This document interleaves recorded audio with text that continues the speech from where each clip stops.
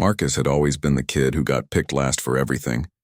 In school, teachers would shake their heads when he struggled to read aloud, his voice cracking and stumbling over simple words. His classmates would snicker behind their hands, whispering about how he would never amount to anything special. Even his own family seemed to have given up hope, constantly comparing him to his older brother who excelled at sports and academics. At 17, Marcus worked part-time at a local theater, mopping floors and moving heavy equipment. The actors barely acknowledged his existence, treating him like he was invisible. He would watch them from the shadows, memorizing their lines and movements, secretly dreaming of being on stage himself. But every time he mentioned his interest in acting, people would laugh. His boss at the theater, Mr. Henderson, once told him bluntly that some people were born to perform and others were born to clean up after them. The rejection hurt deeply, but Marcus kept showing up every day. He arrived early and stayed late, learning every aspect of theater production. While others saw a clumsy janitor, Marcus was studying lighting cues, sound effects, and stage directions. He knew where every prop belonged and could recite entire plays from memory. The theater became his second home, even though most people there treated him like he didn't belong. His stuttering problem made things worse. Whenever Marcus tried to speak up in meetings or offer suggestions, the words would get tangled in his throat. People would lose patience and talk over him, assuming he had nothing valuable to contribute. His confidence crumbled a little more each day, but something inside him refused to give up completely. One evening, while organizing costumes in the storage room, Marcus overheard the director complaining to the assistant about their upcoming production. The lead actor had been unreliable, missing rehearsals and showing up unprepared. The director was worried about opening night, which was only 2 weeks away. Marcus wanted to volunteer, to say he knew every line and could step in, but the words wouldn't come out. He just stood there in silence, watching another opportunity slip away. His mother would ask him every night why he bothered with the theater job when he could work somewhere that paid better. She meant well, but her questions felt like tiny daggers. Everyone seemed to believe that Marcus was destined for a life of mediocrity, that his dreams were too big for someone like him. The constant doubt from others began to seep into his own mind, making him question whether he was fooling himself about having any talent at all. Despite everyone's low expectations, Marcus threw himself into learning everything about theater. During his lunch breaks, he would sneak into the empty auditorium and practice monologues from plays, speaking to rows of vacant seats. His voice would echo in the silence, and for those brief moments he felt alive and purposeful. He studied famous actors, watching old movies late into the night, analyzing their techniques and trying to understand what made their performances so captivating. The theater's veteran stage manager, Mrs. Rodriguez, was one of the few people who noticed Marcus's dedication. She had worked in theater for 30 years and had seen many young people come and go. While others dismissed Marcus, she observed how he absorbed everything around him like a sponge. She began giving him small responsibilities beyond janitorial work, asking him to help with lighting rehearsals and scene changes. Marcus's family situation at home wasn't making things easier. His father worked double shifts at the factory and barely had energy for conversation when he returned home. His mother juggled 2 jobs and seemed perpetually stressed about money. They saw Marcus's theater work as a waste of time, something that would never pay bills or provide security. During dinner conversations, they would talk about practical career choices, emphasizing stability over passion. At school, Marcus's English teacher, Ms. Patterson, assigned a presentation project that required students to perform a dramatic reading. Most students groaned about the assignment, but Marcus felt a spark of excitement. This could be his chance to show everyone what he was capable of. He spent weeks preparing, choosing a powerful monologue from a classic play and rehearsing it until he knew every pause and inflection by heart. The day of presentations arrived, and Marcus watched nervously as his classmates gave half-hearted performances. When his turn came, he walked to the front of the classroom with trembling hands. The familiar stuttering started immediately, and he could see his classmates exchanging knowing looks. Some started whispering and giggling, assuming this would be another embarrassing moment for Marcus. But as he began the monologue, something magical happened. The words flowed smoothly, his voice grew stronger, and the classroom fell silent. For 3 minutes, Marcus transformed into the character he was portraying, commanding attention and respect. When he finished, there was a moment of stunned silence before scattered applause broke out. Ms. Patterson looked genuinely surprised and impressed, but the moment was quickly forgotten as the class moved on to the next presentation.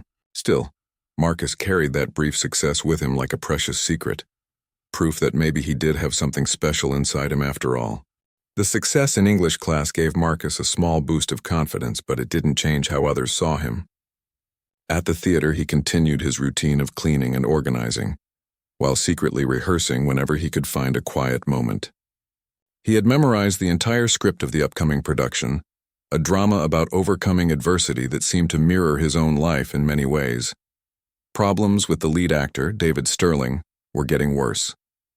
David was a local college student who had gotten the role because of his good looks and connections, but his commitment was questionable. He would show up late to rehearsals, forget his lines, and seemed more interested in impressing girls in the cast than actually performing. The director, Mr. Phillips, was growing frustrated, but felt stuck because opening night was approaching fast, and they couldn't afford to start over with a new lead. Mrs. Rodriguez had been watching Marcus more closely and began to suspect he might have hidden talents. She started asking him questions about the production, testing his knowledge of the script and staging. Marcus would answer carefully, trying not to reveal just how much he knew, afraid that showing his expertise might seem presumptuous. But Mrs. Rodriguez was experienced enough to recognize passion when she saw it. One afternoon, while Marcus was adjusting lights in the empty theater, Mrs. Rodriguez asked him to run through a scene with one of the actresses who was having trouble with her lines. Marcus hesitated, his old insecurities rushing back, but she insisted it was just to help with rehearsal. As they worked through the dialogue, Marcus found himself naturally falling into character, giving the actress cues and guidance that helped her performance improve dramatically. The actress, Sarah, was amazed by how well Marcus knew not just the lines but the emotional depth of the scenes. She mentioned to Mrs. Rodriguez that Marcus seemed to understand the character better than the actual lead actor did.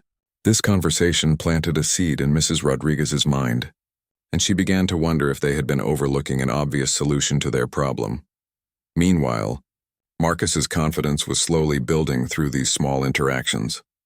He began to believe that maybe his years of observation and practice had actually taught him something valuable. But he still faced the same obstacles that had always held him back: his stuttering, his background, and the fact that everyone saw him as just the janitor.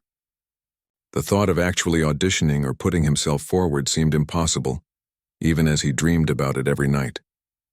The crisis everyone had been dreading finally arrived 3 days before opening night. David Sterling showed up to rehearsal clearly intoxicated, stumbling through scenes and forgetting basic blocking that had been rehearsed dozens of times.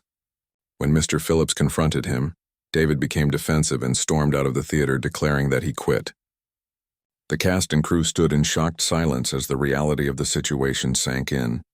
Panic spread through the theater like wildfire. Ticket holders had been calling all week. The local newspaper was planning to review the show, and several important community members were expected to attend. Canceling would be a financial disaster and could damage the theater's reputation for years. Mr. Phillips called an emergency meeting, desperately brainstorming solutions that ranged from postponing the show to bringing in an expensive replacement actor from the city. Mrs. Rodriguez knew this was the moment she had to speak up. During the meeting, she cleared her throat and suggested something that made everyone turn and stare. She proposed that Marcus be given a chance to audition for the role. The suggestion was met with immediate skepticism and nervous laughter. Mr. Phillips looked confused, asking if she was talking about the janitor. Several cast members exchanged glances that clearly communicated their doubt about this unconventional idea. Marcus felt his face burn with embarrassment as all eyes turned to him. His stutter returned with a vengeance as he tried to explain that he knew the lines, but the words came out jumbled and uncertain. Some people in the room looked sympathetic but doubtful, while others seemed annoyed. That time was being wasted on what they saw as a desperate and unrealistic suggestion.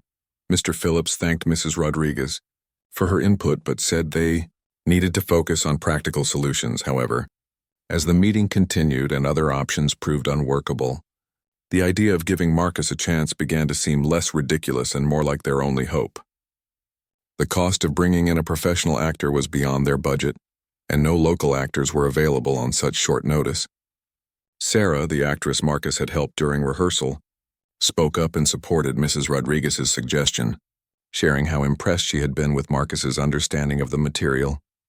Reluctantly, Mr. Phillips agreed to let Marcus audition, but his tone made it clear that he expected this to be a quick formality before they moved on to other options. He gave Marcus 20 minutes to prepare while the rest of the cast took a break. As Marcus stood alone on the stage, looking out at the empty seats where tomorrow's audience would sit, he felt the weight of everyone's expectations and doubts pressing down on him. This was his one chance to prove that all those years of dreaming and practicing had been worth something. When the cast and crew returned to watch Marcus's audition, the atmosphere was tense with skepticism and barely concealed impatience. Mr. Phillips sat in the front row with his arms crossed, clearly expecting to get this over with quickly. Other cast members whispered among themselves, some checking their phones as if they had better places to be. Marcus stood center stage feeling smaller than he ever had in his life, knowing that everyone was waiting for him to confirm their low expectations. As Marcus began to speak the opening lines of the audition scene, his voice started weak and shaky. A few people in the audience shifted uncomfortably, and he could see doubt written across their faces. But then something extraordinary happened.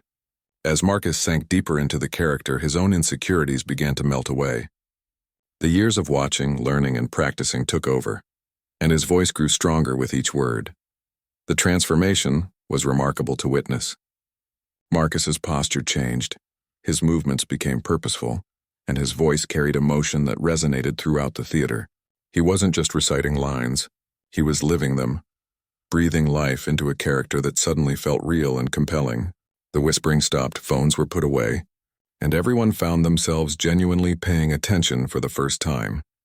Mr. Phillips sat forward in his chair, his expression changing from skepticism to surprise to genuine interest. Marcus was delivering a performance that was not only technically proficient, but emotionally powerful. He understood the character's motivations, hit every emotional beat perfectly, and demonstrated a natural stage presence that couldn't be taught. The scene that had felt flat and mechanical with David Sterling was now electric with authentic feeling. When Marcus finished the audition piece, the theater fell into complete silence. Nobody seemed to know how to react to what they had just witnessed. Mrs. Rodriguez was smiling knowingly, while Sarah looked amazed and vindicated. Mr. Phillips stared at Marcus for a long moment, processing the fact that his janitor had just delivered the best audition he had seen all season. Other cast members looked stunned, forced to reassess everything they thought they knew about the quiet young man they had barely noticed. The silence stretched uncomfortably until Mr. Phillips finally spoke, asking Marcus to run through another scene with Sarah. This time, the chemistry between them was undeniable, and Marcus's performance was even stronger. He had found his groove and was demonstrating not just that he could handle the role, but that he could elevate it. By the time the second scene ended, it was clear to everyone in the room that they had discovered something special, hidden in plain sight all along. Opening night arrived with Marcus's stomach churning with nerves and excitement. The theater was packed with audience members who had no idea they were about to witness an unknown performer's debut. Word had spread through the small theater community about the last-minute casting change, and some people had come out of curiosity to see if the production would be a disaster. Marcus's family sat in the back row, still uncertain about whether this was a good idea but supportive enough to show up. As the lights dimmed and the curtain rose, Marcus felt all his old fears trying to creep back in. But the moment he stepped into the spotlight and spoke his first lines, everything changed. The character took over completely, and Marcus disappeared into the role he had been preparing for his entire life without knowing it. His voice carried clearly to every corner of the theater, his movements were confident and natural, and his emotional range surprised even himself. The audience was captivated from the opening scene. Marcus's performance was raw, honest, and deeply moving. He brought a vulnerability and authenticity to the character that made every moment feel genuine and important. The other actors rose to meet his energy, delivering their best performances of the entire rehearsal period. The chemistry on stage was electric, and the story came alive in ways that none of them had expected. During the climactic scene, Marcus delivered a monologue about overcoming doubt and finding courage that seemed to speak directly from his own experience. The theater was absolutely silent except for his voice, and several audience members were moved to tears. When he finished the speech, spontaneous applause broke out in the middle of the scene, something that rarely happened in live theater. Marcus paused, overwhelmed by the response before continuing with renewed confidence. When the final curtain fell, the audience erupted in a standing ovation that lasted several minutes. Marcus stood center stage, hardly believing what was happening, as flowers were thrown onto the stage and people shouted "Bravo" from the balcony. His family was on their feet cheering, tears streaming down their faces as they realized their son had found his calling. Mr. Phillips and Mrs. Rodriguez embraced backstage, knowing they had witnessed the birth of a real talent. The local newspaper, Review the next day, called Marcus's performance a revelation, and the kind of discovery that reminds us why live theater matters. Suddenly, everyone who had dismissed him wanted to know his story. Other theaters began calling with offers, and Marcus realized his life had changed completely overnight. Years of doubt, rejection, and quiet preparation had led to this moment, when he proved that sometimes the most unlikely heroes emerge from the shadows to shine brightest of all. The boy everyone had doubted had found his heroic moment on stage, and it was more powerful than anyone could have imagined.